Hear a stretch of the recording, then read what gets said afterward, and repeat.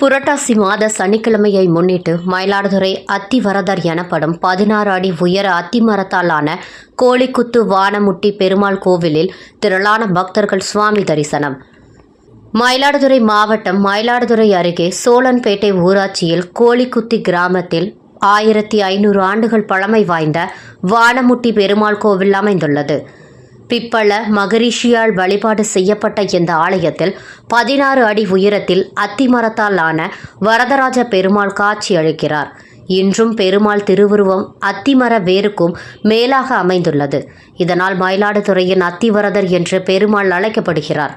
3ஆம் குலோத்துங்க சோழன் காலத்து கல்வெட்டுகள் காணப்படும் இந்த ஆலயத்தில் புரட்டாசி மாத சனிக்கிழமையை முன்னிட்டு திரளான பக்தர்கள் நீண்ட வரிசையில் காத்திருந்து பெருமாள், நரசிம்மர், ஆஞ்சநேயர், சந்தான கிருஷ்ணர் ஆகியோரை வழிபாடு செய்தனர்.